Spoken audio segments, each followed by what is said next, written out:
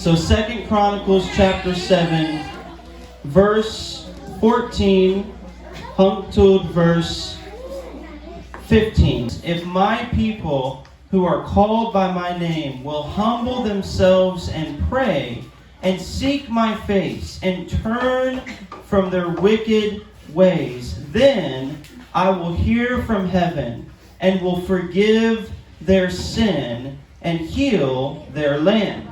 Now my eyes will be open and my ears attentive to prayer made in this place. So the first line says, if my people who are called by my name will humble themselves and pray. Kung ang akong katawhan magampo, if my people pray. So akong mensahe, ang tingog sa Ginoo, why don't my people pray? Why don't the people of God pray? Heavenly Father, I'm asking you now, God, to give us of your heart, to give us of your Holy Spirit, God. Lord God, pagdihog sa pulong mo, pagdihog sa matag-usan ni ining dapita. Lord, in the mighty name of our Lord Jesus Christ, that every disturbance against the Spirit would be bound. Father God, this word, I believe, is directly from the heart of God. So Lord God, let your love and your heart be revealed in this place today.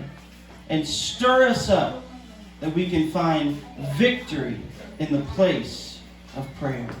In the mighty name of our Lord Jesus Christ, and we all said, amen. One of the greatest problems for the Christian Usa sa dako nga problema sa mga Kristohanon is a lack of prayer. kana nga kulang sa pag-ampo. Every problem that you are facing, Matag problema nga diin imuhang ginaatubang. there's only one way to win the fight.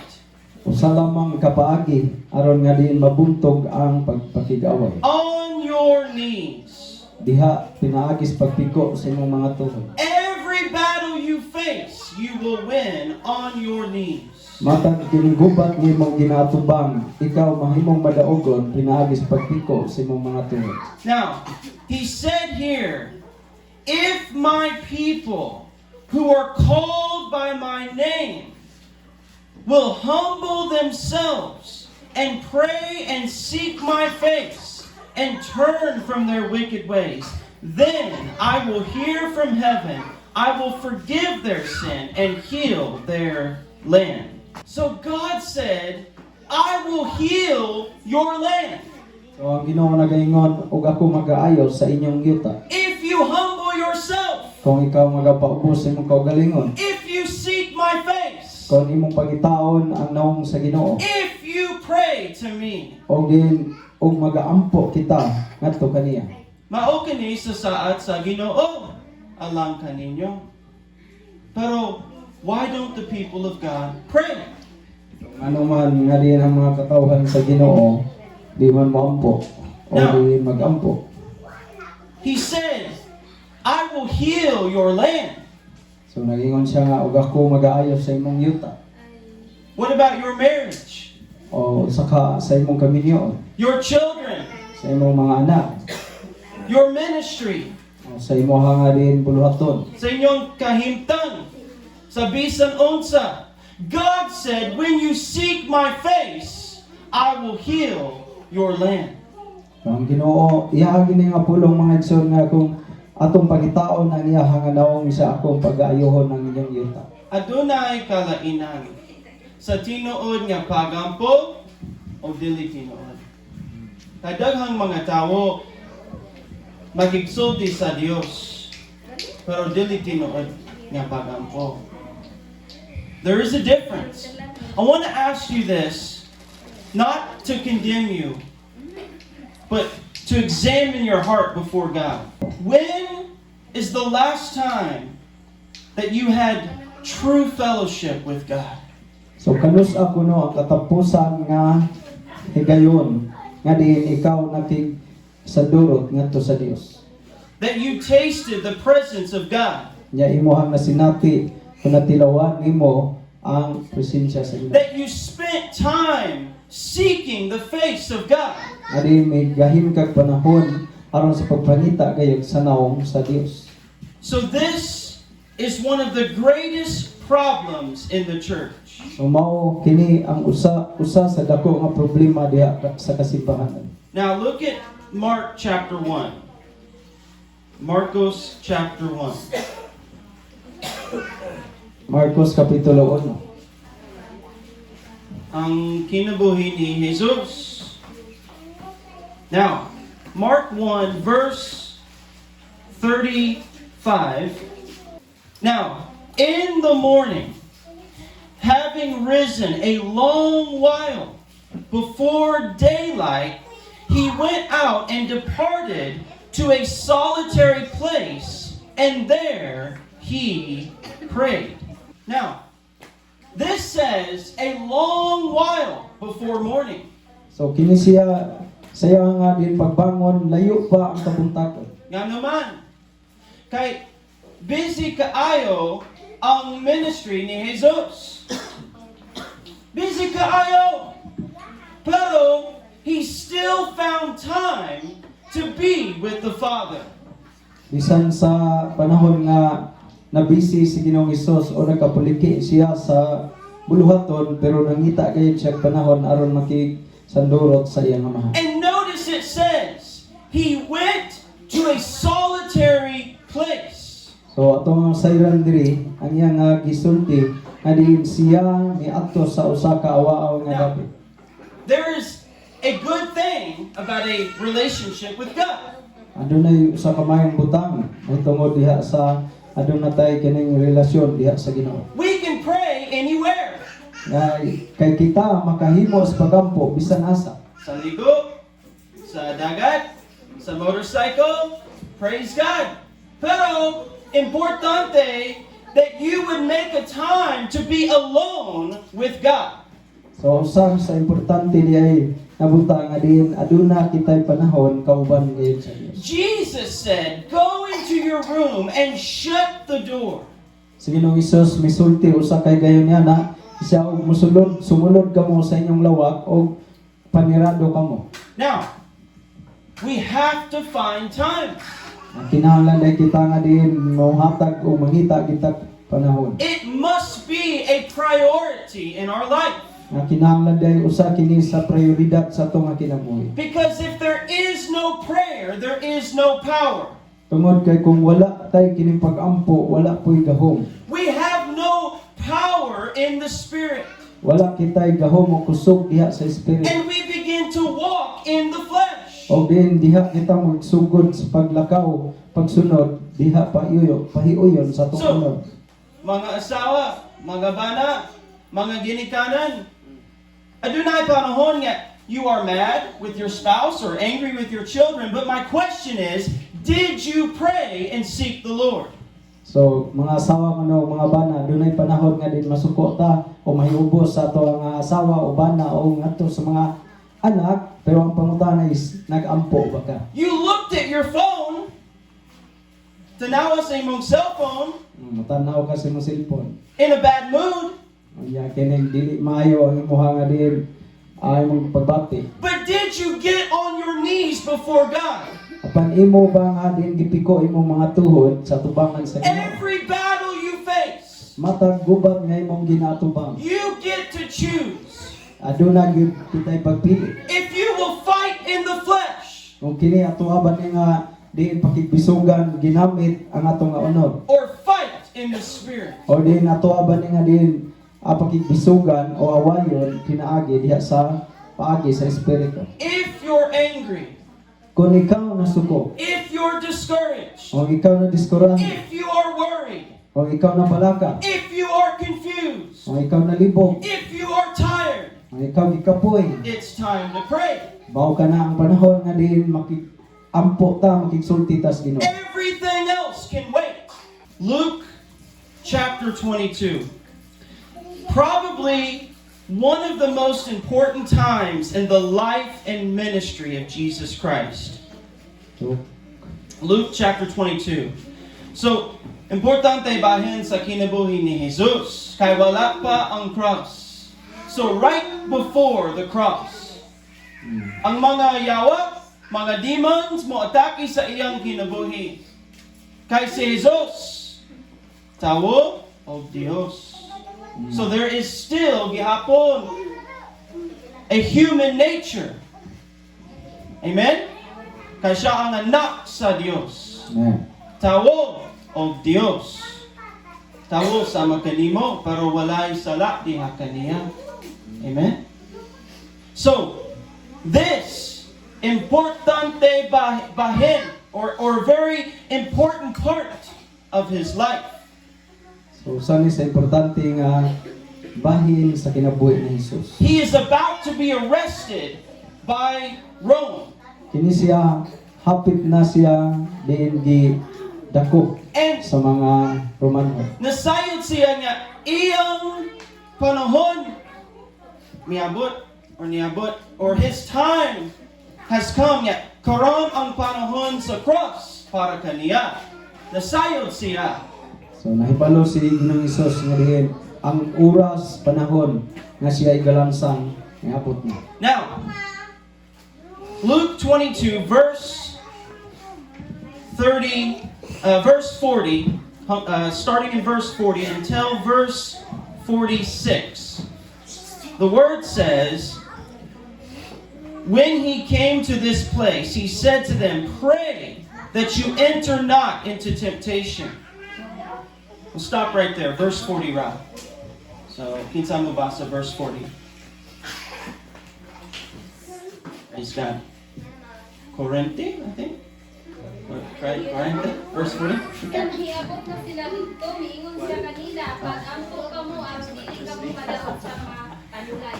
Amen. Now, in Matthew, ningon si Jesus, the same thing, sa mabutang, or he said, pray that you enter not into temptation. So si Ginoong Hesus nagingon, yun siya pag-ampo ka mo aron ka mo dili madaog sa mga panulay. Okay? The flesh is weak, but the spirit is willing. Kaya na ang hinungdan ano nga isugo tas pag-ampo tungod kay ang atong lawas luya atong luya huyang apan ang espiritu andam. Our spirit is willing to pray. So ang espiritu man niya kanato siya andam gayud nga mo ampo. Kung Kristohanin mo, ang Diyos nagpuyo sa loob kaninyo. So, you have the Holy Spirit and you are born again. So your spirit is willing to pray.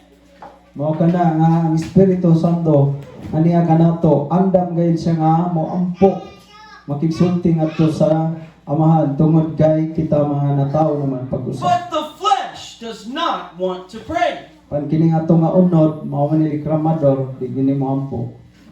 Amen? Kapoy man. Now, bisan ako ingon sa pastor or mas sayon alam kanako sa pagbasa sa pulong sa Dios. I can sit down and read my Bible. Duha ka oras or usa ka oras, mas sayon. Pero sa pagampo, you need discipline to seek the presence of God. Oh, kung ikumpara ang pagbasa sa pulong sa Ginoo sa Biblia, mas sayon ang pagbasa kaysa pag-ampo. Who has experienced that? Experience pa mo? Kasi natin ba mo? Oh. But prayer takes discipline. Apan ang pag-ampo nagakinahanglan og pagdisiplina. Now verse 41. And he was withdrawn from them about a stone's throw, and he knelt down and prayed. Oh, tanawa, si Jesus. It says he knelt down. So, bisan si Jesus was on his knees in prayer. Bisan si Ginoong Hesus siya may luhod unya nag-ampo. See, para kaniya, prayer is not a religious thing. It is fellowship with the Father. So para na Ginoong Hesus ang pag-ampo dili kini buhat sa usa ka relihiyosong nga tawo kundi mao kini ang paagi sa pagpakig-fellowship o pagkigsandurot pagkikiusa It ngadto is sa iyang amahan. direct access to God. Usa kini sa kining usa ka diretso nga diin agianan ngadto sa Dios. Nasayon Ngadto sa pa mo Ginoo. nga sa pagampo para sa mga Kristohanan lamang. Oh, nahibalo ba mo ang pag-ampo uno para lamang sa mga Kristohanan? Now, ang Diyos na higugma sa makasasala, praise God! Ihatag siya ang iyang buktong anak. And God will hear the prayer of repentance for any Christian O ang Dios or nagahatag sa for any sinner. God will hear the ang prayer. Dios nagahatag sa iyang buktong anak o diin siya nagugma sa mga makasala o siya maminaw sa pag-ampo sa matag usa ka makasala nga maghinulsol. But for those who are lost, Panalang kanilang mga nangawala, until they are saved, antod nga din sila naluwas. they do not have the provision of prayer. Apan sila wala gayon makabaton ni anang pag-ampo. Gawas sa paghinoso o Oh. pagtuo diha ni Kristo Jesus. But until then, they have no access to God. Wala gayon sila kining agianan ngadto sa Ginoo. Mingon sa Jesus, gawas ka nako. Walay bisang kinsa nga magaadto sa amahan. Dili lamang kalawasan, pero pagampo sa Jesus Christ provided prayer for us on the cross. So sa Ginoong Hesus siya naghatag og pag-ampo alang kanato dito sa cross. Amen. Now verse 42. Saying, Father, if it is your will, take this cup away from me. Nevertheless, not my will, but yours be done. Ngayon siya nga nag-ingon ang amahan. Nga nag-ingon, amahan, kung buot ka, kuhaa kining kupa gikan kanako. Hinuon, dili ang akong pagbuot, mao'y matuman kung dili ang imo. Now, Jesus is doing the very thing He taught us to do. Si Ginoong Hesus nagabuhat siya og butang nga diin kini siya para gayon kanato. The disciples asked Jesus, teach us how to pray. O ang mga tinun-an nga nangutana kang Ginoong Hesus og nagaingon sila nga diin magtutudlo-tudloi kami unsaon pagampo. And He taught them to say, Our Father who is in heaven, O siya misulti nga din ama namo ana ka sa langit. your will be done. Yung siya ang imong kabubuton matuman. Tanawa, unsa ang gisulti ni Jesus niining bersikulo? Amahan sa imong kabubuton. He's praying the will of the Father. So siya nagaampo may tungod sa kabubuton sa ama. Now, what is Jesus praying about? Naunsa man ang kining pag-ampo na Ginoong Hesus ang mahitungod sa iyang pag-ampo. He knows He's about to suffer the cross. Nahibalo siya nga din siya moangtos kayo dito sa cross. And He says, Father, if it's possible, let this cup pass from me. So iyang giingnan ang amahan kung mahimo isaylo kining kupa. What was that cup? Naunsa man ning maong kupa? The wrath of God. Mao kini ang kapungot sa Dios. The sin of the world. Ang sala sa kalibutan. He who knew no sin became sin for us. Siya nga wala gayud makaila og sala, wala makahimog kasalanan, nakasala siya og gihimo siyang makasala tungod kanato. The eternal Son of God, Ang walay katapusan nga anak sa Dios. who never knew sin. Nga wala gayud siya makaila o makahimog kasalanan. He knows He's about to taste sin for the world. Adiin siya nakahibalo may tungod niya ang sala sa kalibutan diha. Iya nga sinati ang mao nga kasalanan tungod sa kalibutan. Iyang And ipasaan so ang kasala. He prays. So He prays. So siya nagaampo. Father, is there any other way? So ingon siya amahan. Wala ang gilaing pagi. Nevertheless, not my will, but yours be done. So ingon siya nga ang imong kabubuton may matuman o dili ako. That's the purpose of prayer. Mao kini ang katuyuan sa pag-ampo. Not that we would get God to do our will, Adiin dili aron nga diin ato ang kumbisihon ang Dios aron buhaton ang atong kabubuton. but that we would prepare ourselves to do the will of God. Apan kinahanglan day nga maanda mga atong kaugalingon pagbuhat sa kabubuton sa See, Ginoo. in prayer, you're wrestling with God. Sa diha sa atong akin pag-ampo sa mata nga diin nakidumog o You're nakipasandurot ngadto sa Ginoo. you're surrendering yourself to God. Kimo nga din tugyan imong kaugalingon o gisurrender nimo ngadto sa Dios. And you are changed in the presence of God. Mao kana nga diin ikaw na usab diha sa presensya sa Dios. Now, verse 43. Then an angel appeared to him from heaven, strengthening him. Praise God. Verse 44. And being in agony, he prayed more earnestly. Then his sweat became like great drops of blood falling down to the ground. 43 o 44 og dihay manulunda nga mitungha kaniya gikan sa langit sa pagpalig-on kaniya. 44 og sa nag-antos siya sa ilabihang kasakit siya nag-ampo sa labi pagkamainiton gayon og ang iyang singot nanibug-ok daw apol nga nagpangatagak sa yuta. God sent angels to strengthen him. Diyos nagapadalag manlunda aron paglig-on kaniya. Do you know when you pray, God will send angels to your life? So nahibalo ba mo sa dihang mo ampo di ka mga igsoon o mag-ampo ka ang Ginoo magapadalag manulunda alang kaniya. Daniel prayed. Daniel prayed. Si Daniel nagampo And he fasted for 21 days. og siya nagapuasa sulod niya ng 21 ka adlaw. And the angel came and brought the answer. Din ang manulunda mi abot og nagdala sa tubag sa iyang pagampo. Daniel prayed in the lion's den.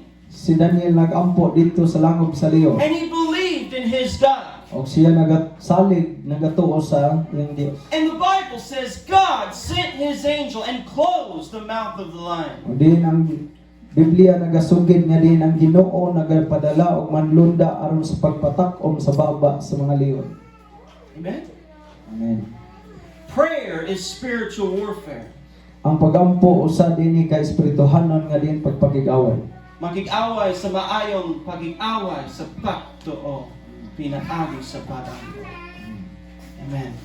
Now, it says, verse 44, being in agony, he prayed more earnestly.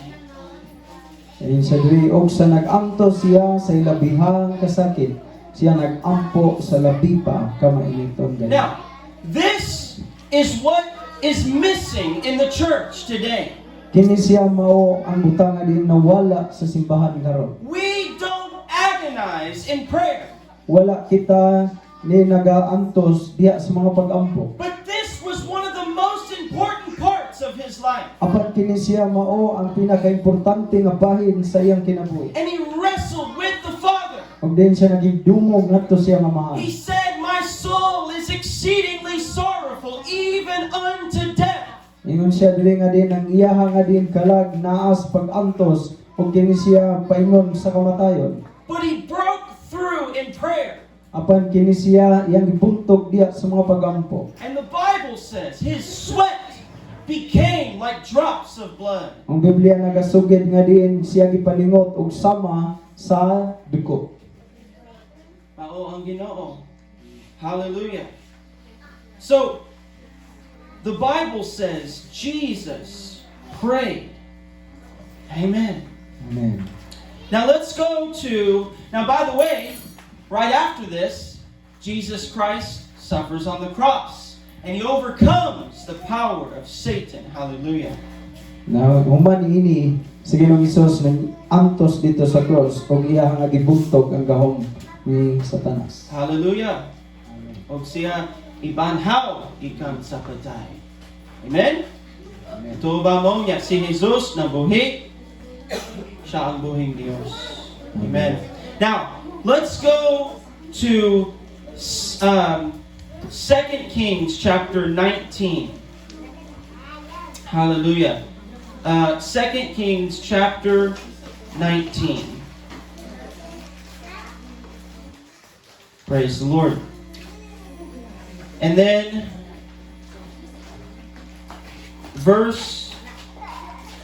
make sure I'm in the right place here. Verse 14, actually. So, before this, so in this chapter, Sennacherib has sent a letter to threaten the people of God.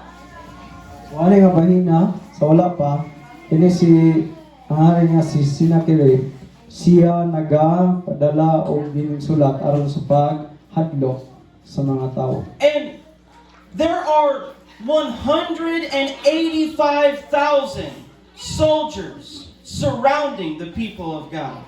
O gadunay 180,000 ka mga sundalo nga di nagapalibot sa mga katawhan sa Dios. Now, Hezekiah receives this letter. O kini si Hezekiah mao ang naggadawat sa mga sulat. Now, he is the king of Judah. Ini siya usa ka hari sa Huda. And the letter is mocking the God of Israel. Kining mao nga sulat nagabibi-ay sa Dios sa Israel. Don't trust in your God. Ang sulod sa mga sulat nagaingon, ayaw ka mo pagsalig sa inyong Dios. Because your God will not save you. Tungod kay ang Dios ninyo di makaluwas. Now, tanawa ang tubag ni Hezekiah. Verse 14. And Hezekiah received the letter from the hand of the messengers and read it. And Hezekiah went up to the house of the Lord and spread it before the Lord. Verse 15. Then Hezekiah prayed before the Lord and said, O Lord God of Israel, the one who dwells between the cherubim, you are God, you alone of all the kingdoms of the earth. You have made heaven and earth. Verse 16, incline your ear, O Lord, and hear. Open your eyes, O Lord, and see, and hear the words of Sennacherib, which he has sent to reproach the living God. So verse 14 hangtod verse 16. Praise God. Diri kaduang hari 19:14 ngadto sa 16. O gidawat ni Hezekias ang sulat gikan sa kamot sa mga sinungo o gibasa niya kini. O si Hezekias misaka ngadto sa balay ni Jehova o gibuklad niya kini sa tubangan ni Jehova. 15. Og si Hezekias nangamuyo kang Jehova nga nagaingon, O Jehova ang Dios sa Israel, nga nagalingkod ibabaw sa mga kerubin, ikaw ang Dios, ikaw lamang sa tanan mga gingharian sa yuta. Ikaw ang nagbuhat sa langit ug sa yuta. 16. Ikiling ang imong igdulungog, O Jehova, o pamatia ako, bukha ang imong mga mata, O Jehova, o tumanaw, o pamatia ang mga pulong ni Sennacherib. Diin siya nagpadala kaniya aron sa pagpaasdang sa Dios nga buhi. Now, you're surrounded by 185,000 soldiers. So gipalibutan sila niya ng 180,000 ka mga sundalo. In the natural, there's no way to defeat this army. Sa kining natural lang gyud, wala gyud paagi sa pagbuntog o pagpildi nining maong mga sundalo. Pero, tanawa, verse 14, it says, he went to the house of the Lord. Miakto sa balay sa Dios. Niyadto si Hezekias ngadto sa balay sa Dios. And he took the letter from the enemy. Og iyang gidala ang maong sulat gikan sa kaaway. And the Bible says he spread it before the Lord. Kini siya iyaha nga diin gibuklad diha sa tubangan sa Ginoo. And he said, ikaw ang Diyos. Og nagingon siya nga ikaw ang Dios. Ikaw lamang ang Diyos sa Israel. Amen. He said, God, look at the word of the enemy. So iyang isultihan ang Dios, tan-awa kining mao nga sulat gikan sa kaaway. Now, verse 19. Now therefore, O Lord our God, I pray, save us from his hand, that all the kingdoms of the earth might know that you are the Lord God, you alone. Hallelujah. Versikulo 19. Busa karon ang Hiyuba, among Dios, luwason mo kami, nagapagkiluoy ako kanimo gikan sa iyang kamot, aron ang tanang gingharian sa yuta manghibalo nga ikaw Hiyuba, mao ang Dios nga usara. Prayer is not the last option. Ang pagampo dili ni katapusan nga diin buluhaton o diin katapusan nimo nga paagi. Alang sa mga Kristohanan, prayer is always the first response. So kini siya alang sa mga magtotoo, mga Kristohanon, ang pagampo mao ni una diay natong pagabuhaton. Now, unsa ang tubag sa Ginoo? Naon sa mga kining gitubag sa Dios sa gisulti ni Ezekias. Hezekiah 19, or 2 Kings 19, amen. Verse 35. Hallelujah. Kadawang Hari 19:35. So remember, God told Solomon, sa sinugdanan sa mensahe, He said, my ears are open to the prayer made in this place. Kung sa sinugdan sa una sa mensahe nga diin ang Ginoo nagasulti ngadto kang Solomon nga tungod sa pagampo nga siya mamina. And Hezekiah cries out to God, O kini si Ezekias siya mituaw pag-ayo mihilak sa Dios. save us from his hand. O miingon siya nga luwasa kami gikan sa iyang kamot. He spreads the letter before God. Iyahang gibuklad ang mao nga sulat sa tubangan sa Ginoo. I can't win this fight alone, oh God. Ingon siya nga dili ko makahimo sa pagpakig-away nga kuran ini Ginoo. Pero ikaw ang Diyos sa akong kinabuhi. Tinuod ba? Unsa ang gisulti sa among brother? Kinsa man ang tinuod nga hari sa imong kinabuhi? Kinsa man? Hallelujah. Now, ang tubag sa Ginoo. It came to pass on a certain night that the angel of the Lord went out and killed in the camp of the Assyrians 185,000. And when the people arose early in the morning, there were the corpses, all dead. Versikulo 35. Og naitabo ni atong gabhion na nga ang manulunda ni Hiyuba migula o gipamatay sa kampo sa mga Assyrianhon ang usa ka gatos og kawaluan og 5,000 og sa pagbangon sa mga tao sa iyo sa pagkabuntag aniya karon kining tanan mga minatay. 185,000. 185,000 Daghang kaayo. mga matay guro. Pero one man cried out to God. Panausalang katao ang mituaw ug nangayo og tabang ngadtos Ginoo. And God sent His angel, and that angel struck 185,000 of the enemies of God. So ang Dios nagpadala og manulunda aron sa pagpatay ni ani nga 185,000. Unsa ang gisulti sa Ginoo sa Biblia? I will fight for you. Amen. Amen? Ako makig-away alang kaninyo. Mao ang iyang gisulti. Hallelujah. Now, let's go to Ezra. Ezra. So, this is before Nehemiah, before Psalms, if you don't know. Praise God. So, Ezra, chapter 8. Si Isdara. Chapter 8, verse 21 until verse 23. So, kinsa mo basa Ezra chapter 8, verse 21, hangtod verse 23.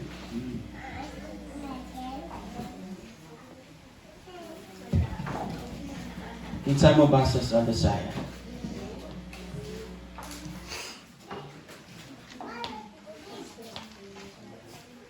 Israel so. Balik nang atos ko. Isdras kay Isdras. Walay Isdras sa inyo. Ako lang, I will do English first, amen? Isda no na.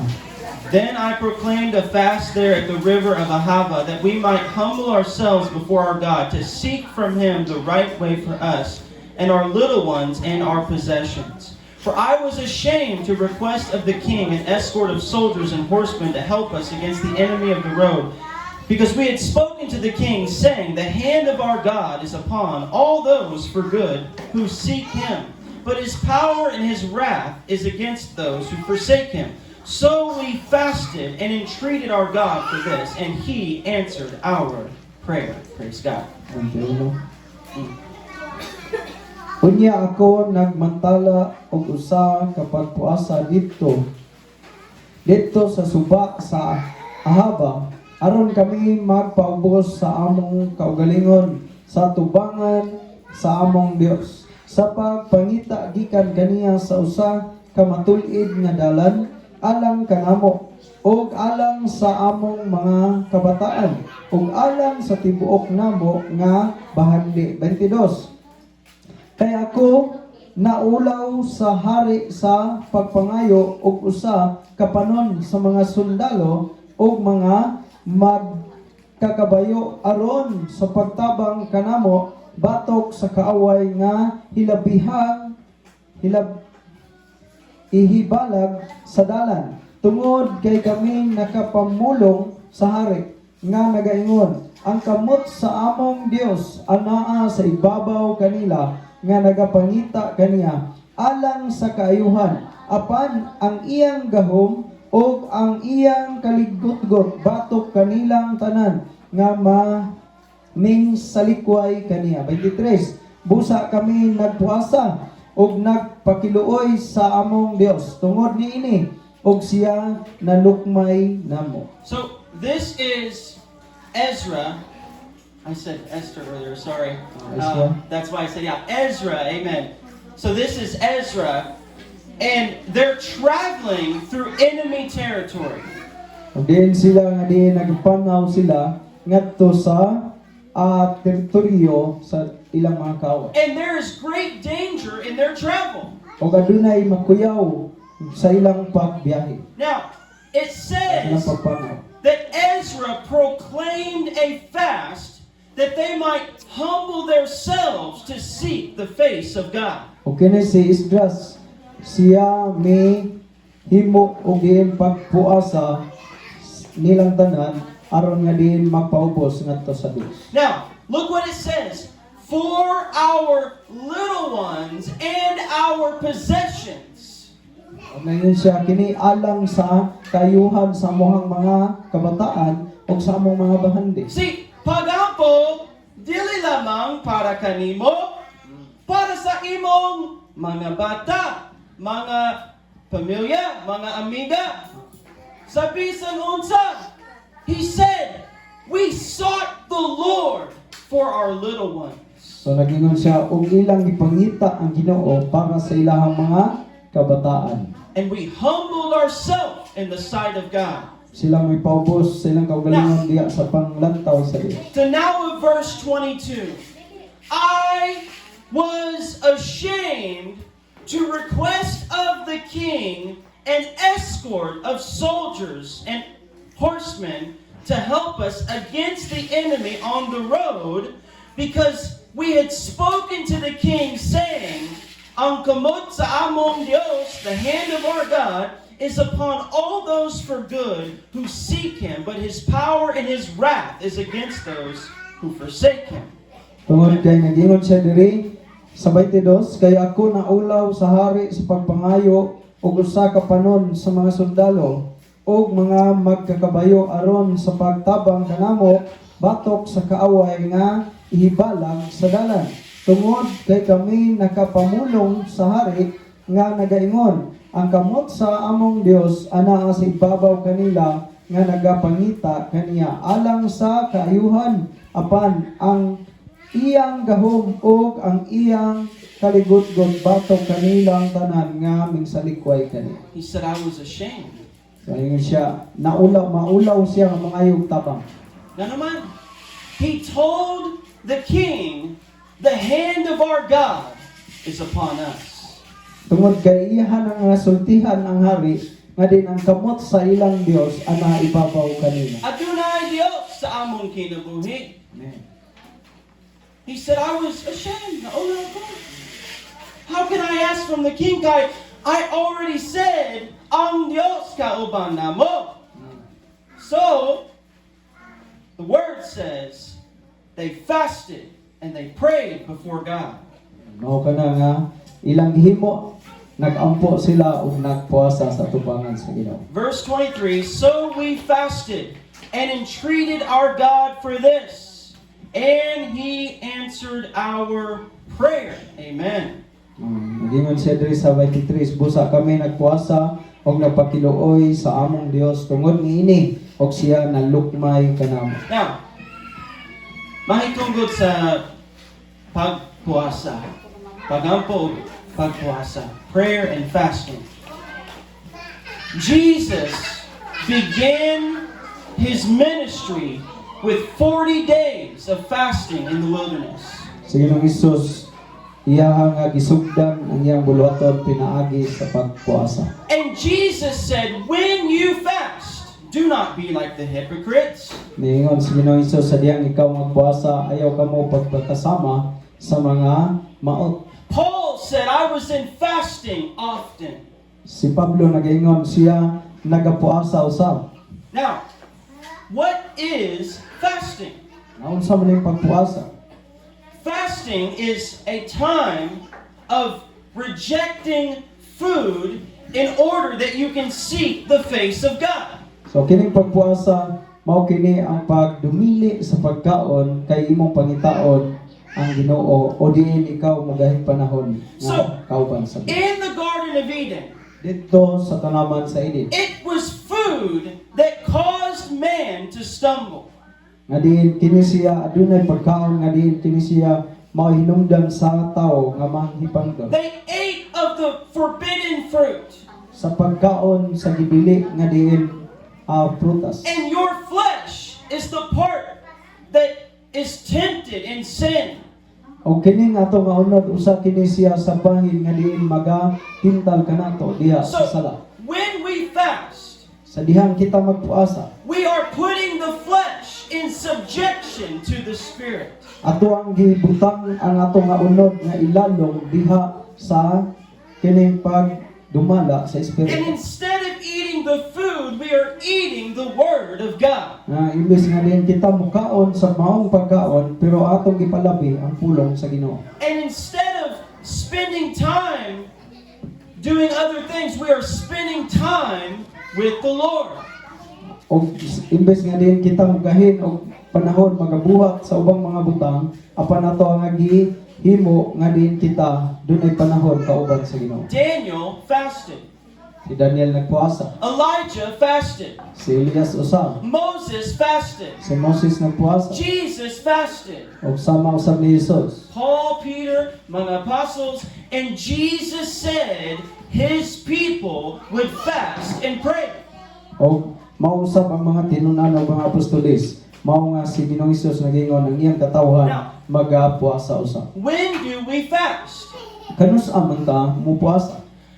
There are times the Holy Spirit will call you to fasting and prayer. Adunay panahon nga din ang Espiritu Santo mo giya kanimo aron nga din magpuasa ka. If there's a time you're dry in your spirit, Sa panahon nga din nauga ang imong espiritu. you can take a day of fasting and prayer. Nga din adunay panahon adlaw nga din imo ang buhaton ang pagpuasa. But in the Bible, you will find the time of trouble.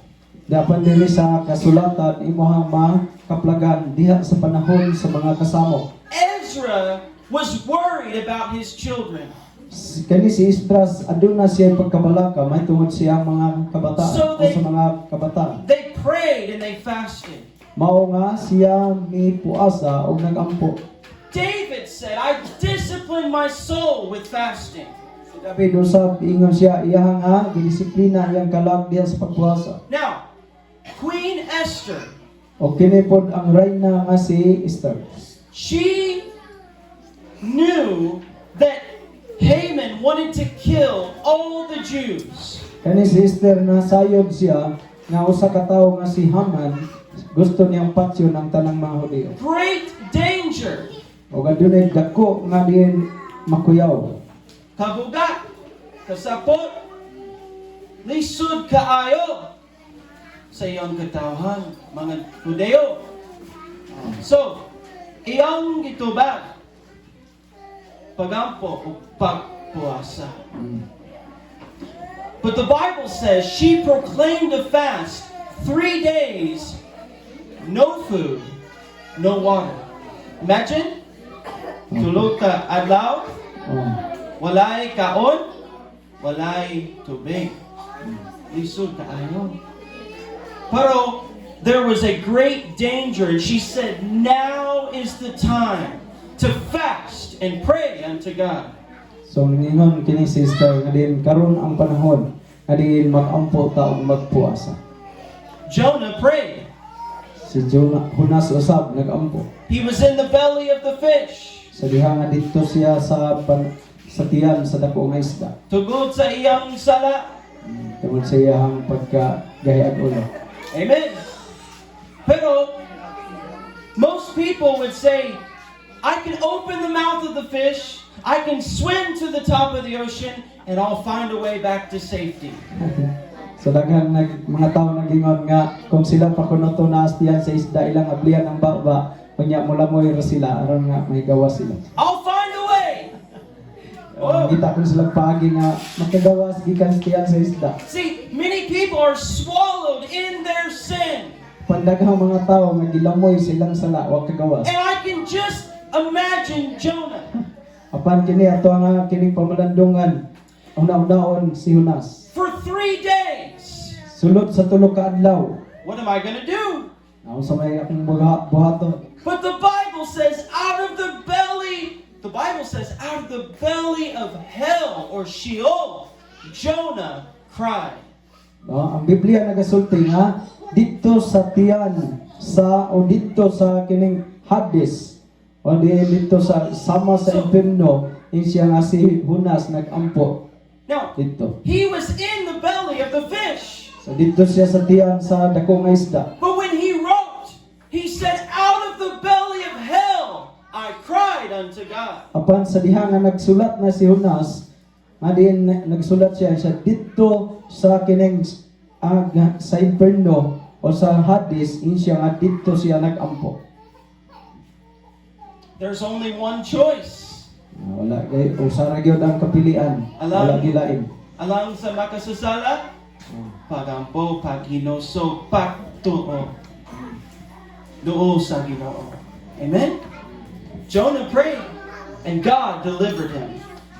Amen. Amen. So, last verse, Magdaliko. Kaya Amen. ito na. Amen. So, Philippians chapter 4. So this is Dalita kay familiar. Dugay na. Praise God. Amen. So Philippians chapter 4, verses 6 and 7. So katapusan versikulo. So, mao both saad o sugo. So this is both a promise and a commandment of God. Praise God. Filipos So, 4, 6, 6 and 7. I'll let Pastor pray or read. Amen.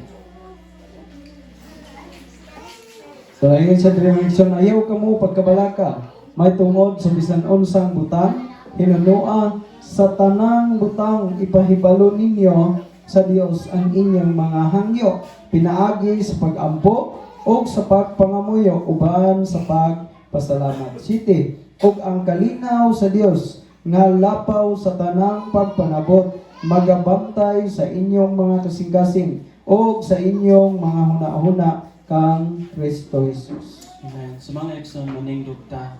Let's stand Amen. together. Maligdog ka mga So, igsoon. mao kini sa saad sa Ginoo. He said, ayaw ka mo pagkabalaka sa bisan unsa. Minsan ayaw ka mo kabalaka. So you worried about it, but did you pray about it? Sa dihang ikaw na balaka, nag-ampo ba ka?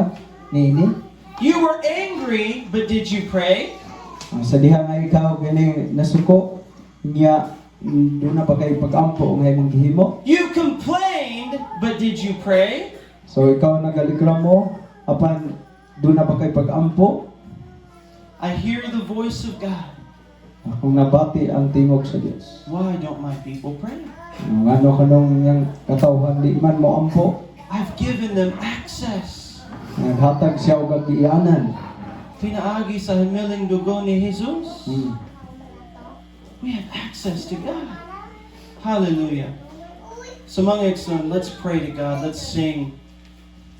And I want to encourage you today. Cry out to God that He will renew your heart today to give you a heart of prayer. A heart that would not be distracted, disturbed, but a heart that would seek Him daily. Even you're busy, daghang mga butang nga we need to do, but we have to find a time to seek the face of God. Kung walay pagampo, walay kusog, walay gahum diha sa Ginoo. Amen. So give to Pastor Mike, and I believe that even as we sing today, we can receive a refreshing. Amen. Praise God. We'll give to Pastor Mike.